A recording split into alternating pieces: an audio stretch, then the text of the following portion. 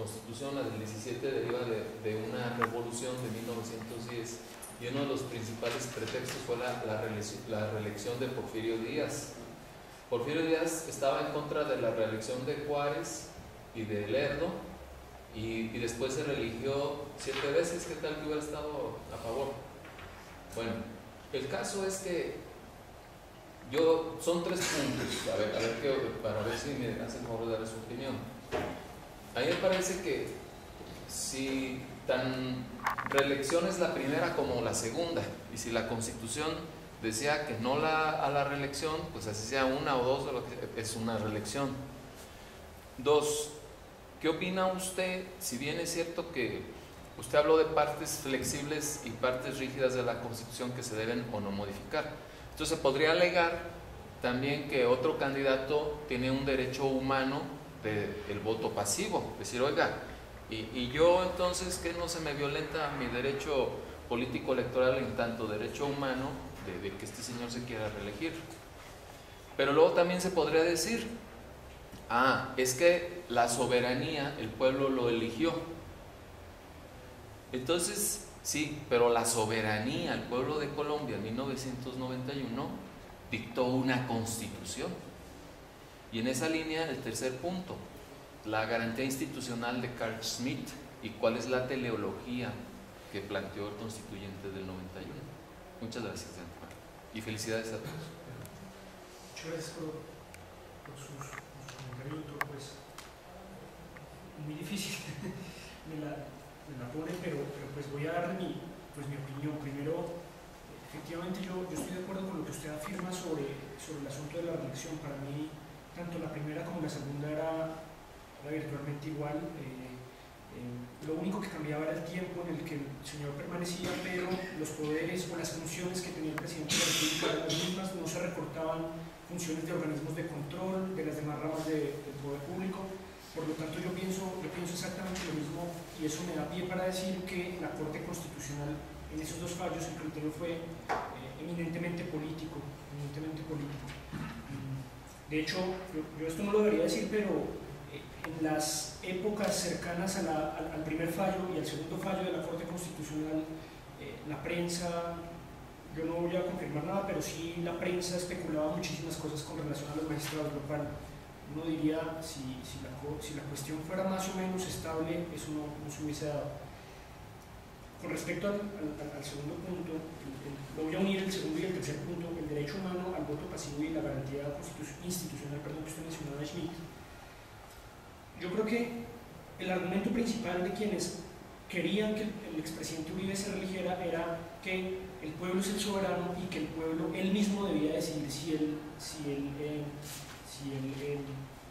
podía reelegirse o no.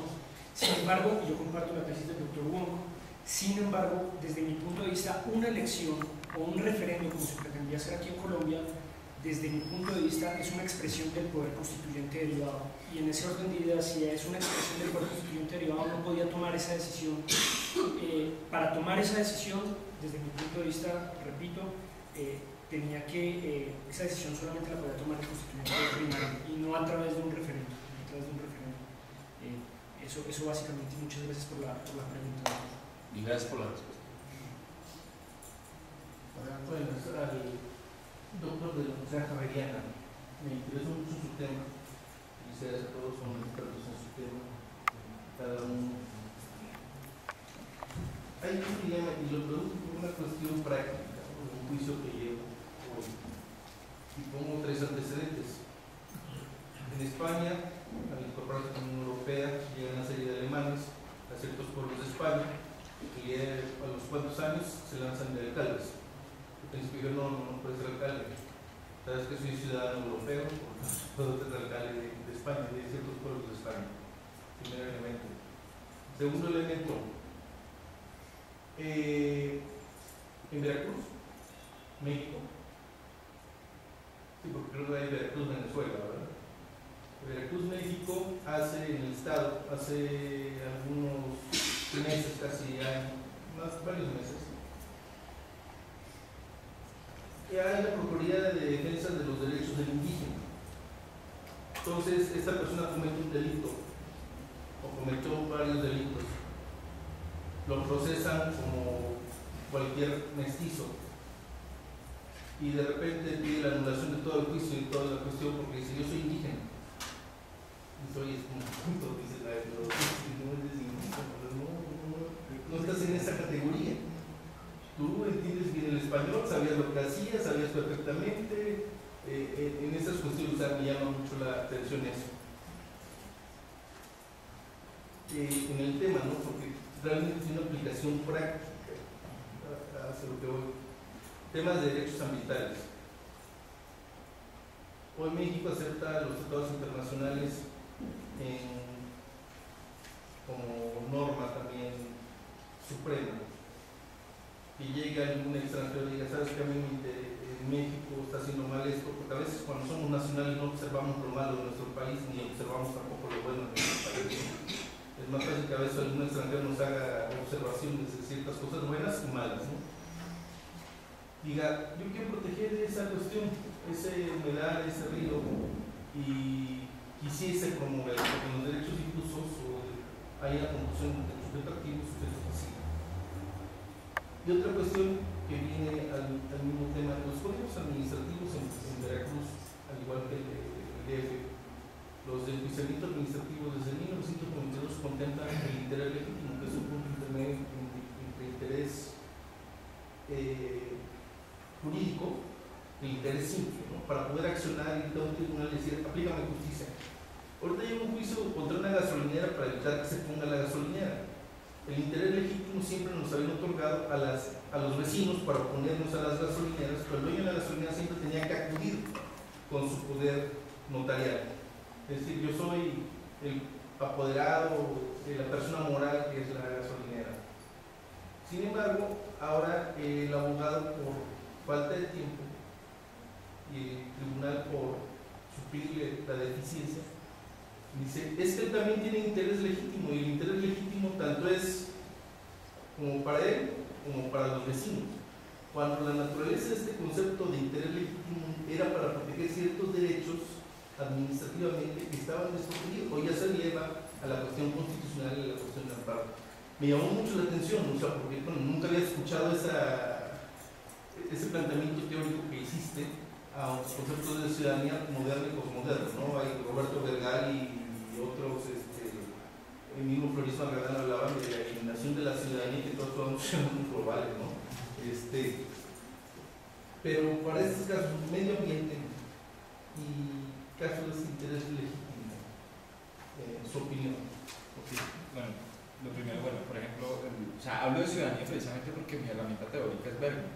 Y Bergman sí es, digamos, él habla, como mencioné, de modernidad líquida. Entonces, o sea, él todavía le cabe la categoría, digamos que todavía puede interpretarlo desde ahí, pero sí, claramente desde la posmodernidad, pues ya, digamos, la idea de ciudadanía pues está completamente superada, pues digamos, se pudiera decir, pues ya está en desuso. Bueno, en cuanto a lo primero, pues el caso de los ciudadanos alemanes en España y de los derechos de los indígenas, pues claramente digamos que este es el escenario donde categorías, ese es el punto, digamos, estas categorías ya están resquebrajadas, se están resquebrajando, porque aparentemente ya el Estado no puede nominarlo a uno de una sola manera y no puede encasillarlo a uno de una sola manera, sino que a veces inclusive lo puede meter a uno en dos que se están oponiendo.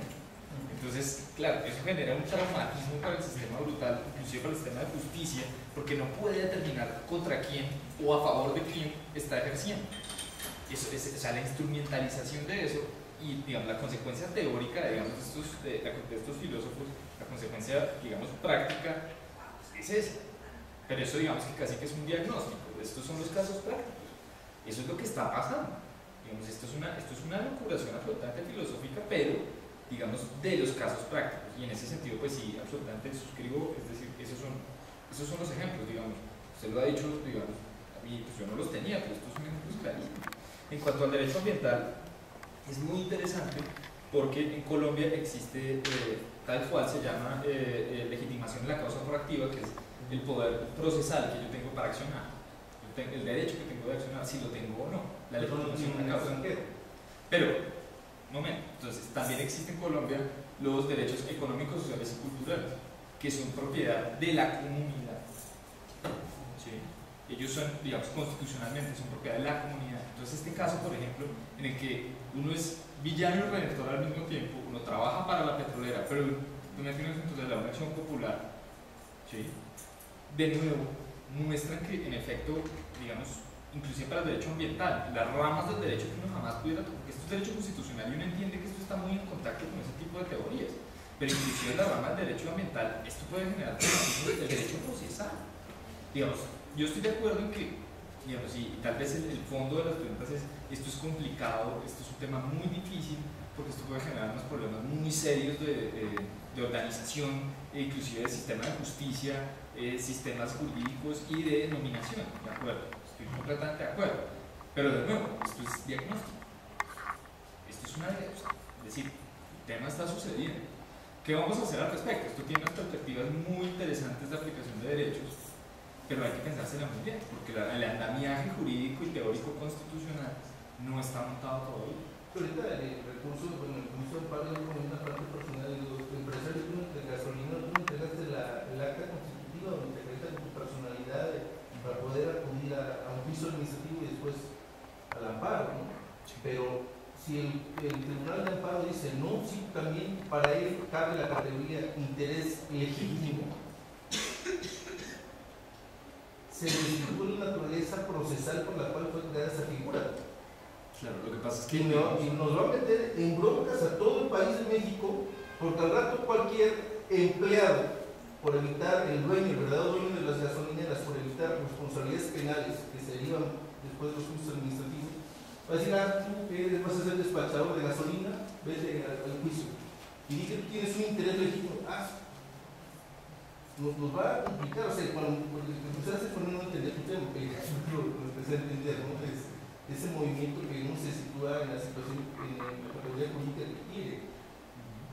Digamos, es exactamente el punto, digamos, ese es exactamente el punto. Insisto, el tema es, esto genera unos traumatismos muy duros, ciertamente, tiene unas perspectivas muy interesantes en cuanto a derechos fundamentales, pudiera ser en Colombia, digamos, pero sin duda esto genera unos traumatismos muy graves en cuanto a sistema de justicia, de justiciabilidad de los derechos. ¿Y esto es tesis de maestría o es tesis? No, digamos, esto es lo que va a ser mi tesis de maestría. No lo digo. Pues muchas gracias por la pregunta.